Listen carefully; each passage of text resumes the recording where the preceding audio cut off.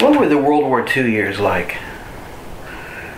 You guys started grade school and then went through high school, or entered high school.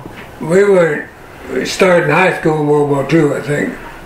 For me... Well, 39, you would have still been in grade school, I would think. Maybe by... Could be, I don't remember. 8th grade. But for me, there was not any men left. They were handicapped and old.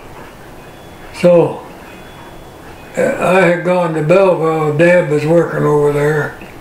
And I worked for a truck firm. They paid me mechanic wages. And also I'd drive.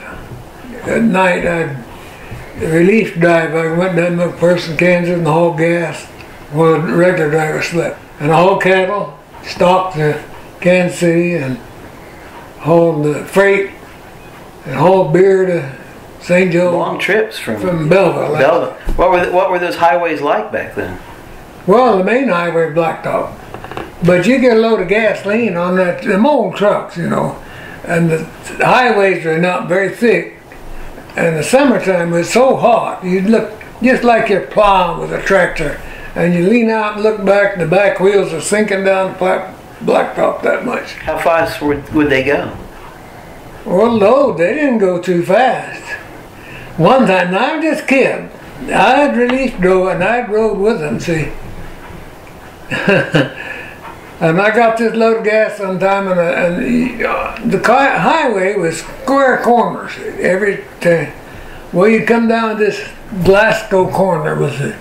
Come down a long grade, and you make a right-hand corner and went up a long hill. The regular drivers that come down that grade, they kick that truck out of gear because they go faster. And they get around that curve, pretty good speed, and then they start catching their gears, and then they'd make it over the top of that hill about going down a low gear. Well, I tried that, and I didn't realize. I was just a kid. I turned that truck around that curve, and I couldn't hardly turn. No power steering. Scared the heck out of it. And I got around the curve, but I was so nervous I started missing gears. This dang old International, and they're impossible to shift gears back then days. Well, I missed gears. I couldn't get over that hill, and I had to come clear stop and put it in gravel. I couldn't get it in there while I stopped. And then I just crawled over that hill. String of trucks behind me, all madder than a hornet. But just a darn fool kid, I shouldn't have been doing nothing like that. And then in the daytime, I worked in that garage when I was home. Done everything, because there wasn't no men around.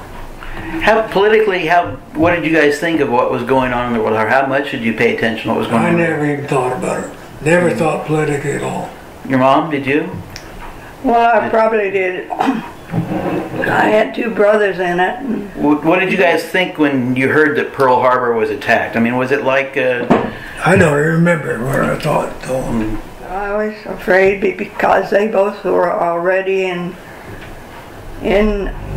on their way out. They were ready for Japan. Were either one in the military before the... Dale was. Dale was in the military before the war even started? Wayne. Yeah, Wayne he was going to be put in, so he went in right on his own. Delmer Warren enlisted. The war was going on, I think, and Delmer was drafted. What was it like watching them leave? Warren, he's always a little jealous of Delmer. He said when Delmer left, everybody went to train with him, and everybody was crying. And he said when I left and went to go to the train, all that happened, everybody said goodbye. Never left on went up, and he always a little bit put out about that. He was always a little jealous, like younger brothers are. Yeah. Dale was just about 2 years out of high school when he was already in when the war came. So he enlisted in the Navy before. Them days, if you wanted to, especially like wanted in the Navy and through the Army, you had to enlist for 6 years. And he did. So that was around 39 then when he... I don't know. 39, 40. Yeah. When they knew war was probably coming. Oh, yes. Warren, until he enlisted, he was working down at Salina, Kansas on that air base. He's not registered as joined the Army from Republic County. Delmer is. I'm not, and Warren's not, because I joined this line of Kansas too. Why didn't he go into the Air Corps? He went into Signal Corps. I don't know why he didn't, but he went into Signal Corps in the Army. Radio, that's what he wanted.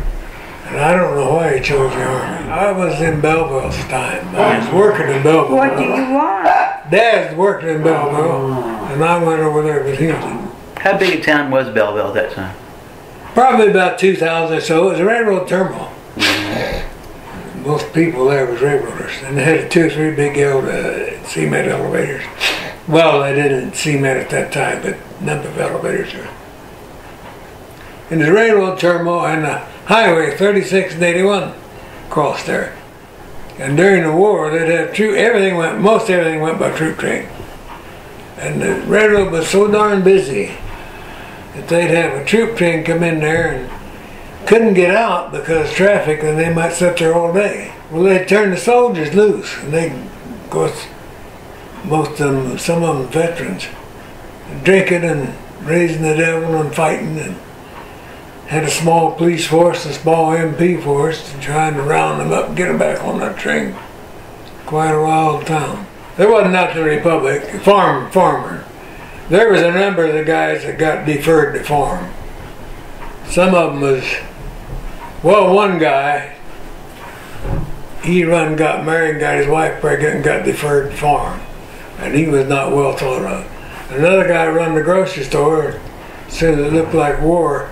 He sold that and went out and bought a farm. And he was not well thought of. And some of the others I knew that had been farming all their life, kids, but only one the dad had, he was deferred, and no bad feelings about him.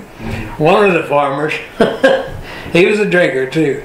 He had 2 sons, or one of his sons got drafted. And the guy in Republic was on the draft board.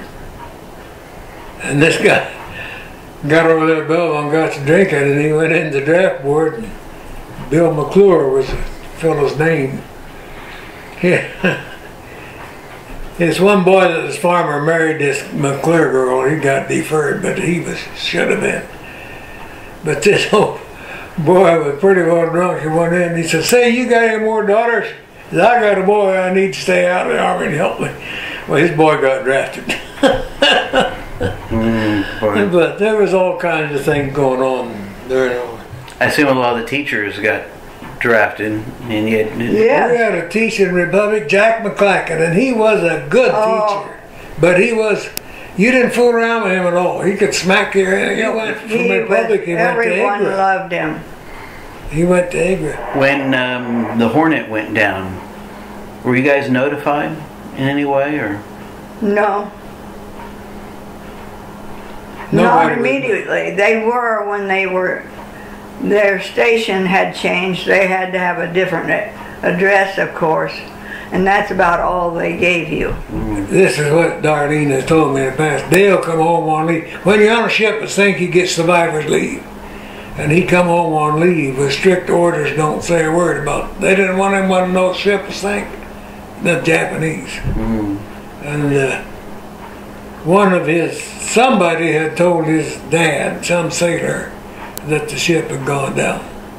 So they were aware of it. My dad was on a Saturday, and he didn't often do this, but he asked me to come and go with him, and we rode out into the country, and there was a boy that he knew he would find him there. He was home on leave. So he talked to him, and he said, "How about it? Did the Hornet get lost?" And he said, "I shouldn't say this. Don't say I said it." He said, "Yes, it's gone."